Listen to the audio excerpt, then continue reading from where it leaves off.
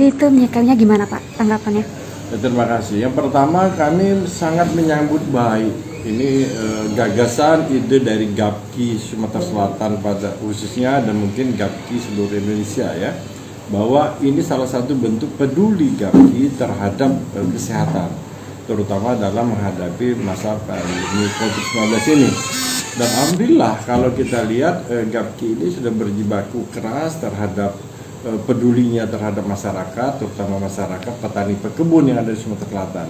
GAPKI kita ketahui kan ini punya di bawahnya ada 75 perusahaan perkebunan dan ini semuanya peduli terhadap kesehatan ini.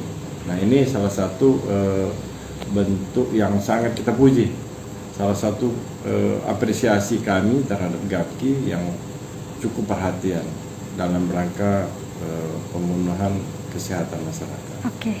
Lanjut Pak, minta tambahannya Pak, terkait GAPKI sendiri Pak, untuk vaksinasi di Sumsel ini kita dapat kuota berapa banyak gitu Pak, dan kapan pelaksanaannya? Jadi kalau kami dialokasikan oleh GAPKI pusat itu kuotanya 500.000. Nah kemudian untuk launching pelaksanaannya, seremoninya itu rencananya akan dilaksanakan pada tanggal 24 September. Di mana? Itu rencananya di Pangkalan Panji di PT Sawit Mas Sejahtera. Nah itu kurang lebih ada 1.100 akseptor. Oke. Pak, kalau peruntukan vaksinasi ini apakah hanya untuk kayak anggota GAPKI, untuk pegawai perusahaan, atau bisa juga untuk masyarakat umum gitu Pak?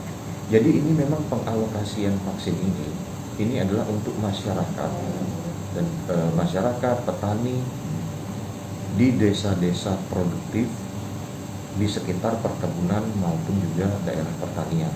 Jadi ini khusus untuk masyarakat, bukan karyawan. Kalau karyawan itu rata-rata seluruh anggota perusahaan GAPKI sudah menggunakan vaksin gotong royong. Jadi Pak nanti yang akan mendata dari pihak perusahaan terdekat atau GAPKI atau gimana Pak, yang untuk bagi masyarakat yang ingin ikut vaksin gitu? Jadi kalau kami ada 75 anggota, jadi perusahaan-perusahaan 75 itu yang akan mendata masyarakat sekitar.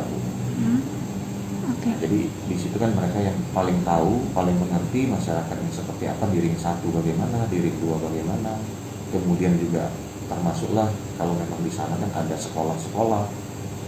Prinsipnya adalah masyarakat umum di atas 12 tahun bisa ikut semua. Jadi kami juga tidak membatasi, oh ini harus petani atau pekebun aja, enggak, ya masyarakat sekitar semuanya. Jadi termasuklah kalau misalnya ada sekolah, ada pondok pesantren, ada remaja masjid misalnya, tidak ada masalah, yang penting sudah bisa divaksin di atas 12 tahun.